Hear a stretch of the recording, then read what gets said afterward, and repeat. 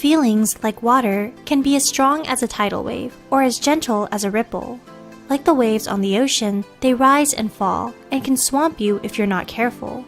A skilled sailor can use the tides to go anywhere they want, whereas a bungler is doomed to follow where the waves lead them.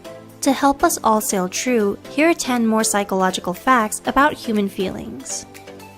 1. Emotional signals. Erving Goffman, a trailblazing social scientist, distinguished 2 types of emotional signals, intentional and unintentional. He called these 2 types of signals given and given off, which serve as forms of communication. Goffman named his theory after the drama that actors perform on stage, where they try to portray the character's emotions and hide their own. Even the best actors have trouble with this. An example of a given sign may be that loud laugh you make at your boss's joke. A given off sign would be your eyes unintentionally squinting in annoyance at his bad sense of humor. Really, he's making jokes about the Jersey Shore in 2019? 2. Prototypical emotional experiences versus general emotional effect. Imagine running away from a bear. Pretty scary, huh? Now take away the bear. Suddenly, you're just running a cross-country race. Emotion scientists have recently begun to make a distinction between prototypical emotions that are directed at a definite thing, for example fear, and emotions that aren't directly at anything in particular, such as a feeling of general well-being. Anxiety is a notorious form of undirected emotional effect. People who have anxiety often can't name exactly what they are anxious about, but scientists hope that by distinguishing between these categories of emotion, we can come up with better therapies. 3. Feeling good and feeling enthusiastic. Benedict Curti, a Harvard psychologist, believes that all images can be related on 2 levels: how good they make you feel and how enthusiastic they make you feel. In technical terms, the good feeling is called valence, and the enthusiastic feeling is called arousal. Knowing this helps us figure out whether we're feeling, say, pleasantly tired, which is low arousal but high valence, or lazy, which is low arousal and low valence. In one case, you should put your feet up, while in the other, you should get back to work. Some more examples. A picture of 2 swans makes people feel good, but not all that enthusiastic. Whereas a picture of fireworks makes people feel about as good, but a lot more enthusiastic. Where do pictures of kittens fall? Both very good and very enthusiastic. Of course, the internet already knew that.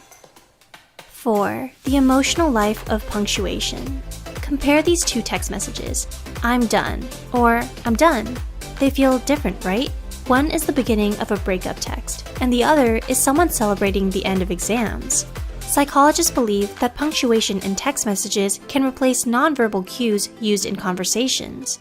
While texting became popular, some people worried that it would lead to us forgetting how to relate to each other. It turns out that text messaging isn't the end of the world. However, while we can communicate some emotions over text, it may be best to save important conversations for in-person, because in-person conversations have much more nonverbal signs. 5. Emotional vocabulary. Lisa Feldman Barrett is a psychologist on a mission. She wants to help people use less medication, fight less frequently, and feel better overall. How? By increasing the size of their emotional vocabulary. According to her, someone who can distinguish between feeling righteous indignation and feeling lousy is better equipped to respond to those feelings in a skillful way. People who use large vocabularies of words for emotions visit the doctor less and are less likely to lash out when they've been offended. Who knew that the path to happiness begins in reading the dictionary? 6. Emotional amplification. Yesterday, Bob missed his bus and was late to work. Scientists believe that the emotions he felt about that depend on a process called emotional amplification.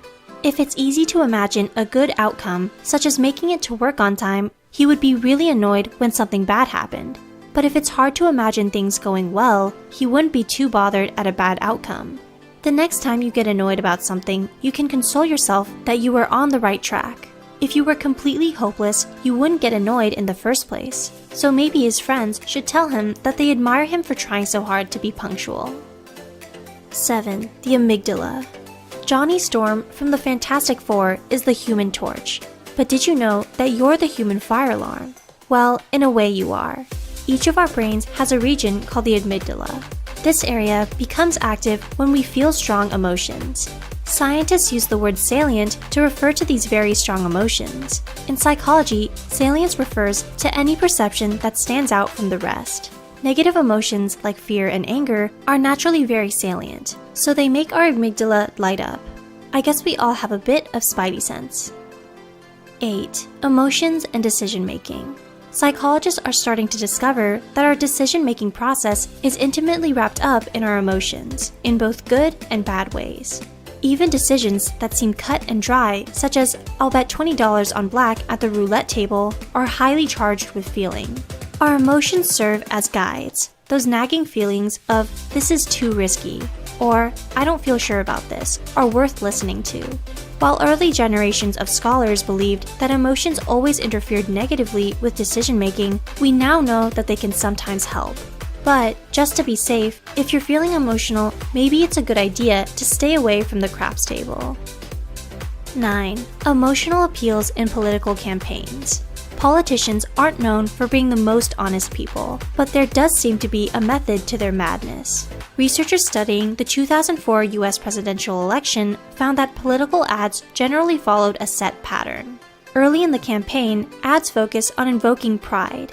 Near the end of the campaign, ads focus on provoking fear. The message seems to be, if you want someone to go with you for the long haul, appeal to their pride, and if you want them to take action, appeal to their sense of self-preservation. 10. Display rules. Have you ever told someone a joke and been met with a stony face? And when you ask them why they didn't find it funny, they say, "I actually find it hilarious." Cultural psychologists study something called emotional display rules. Different cultures have different norms about expressing emotions. In some cultures, emotions are expressed very obviously. We refer to these cultures as ones that amplify emotions, whereas in others, they're not expressed at all, even when they're strongly felt. These cultures are said to negate emotions. When you're speaking to someone from another culture, it's wise to give them the benefit of the doubt. A comedian has to know their audience. This has been 10 more psychological facts about human feelings. Some people feel gloomy about the future and say that technology is making us lose our touch with our creative, emotional sides. But as we learned, emotions are far from absent. They are with us by instinct, are present with us whenever we make decisions, and even show up in scans of our brains. There's a quote which says that emotions should be owned, felt, then allowed to leave. I can think of no better advice.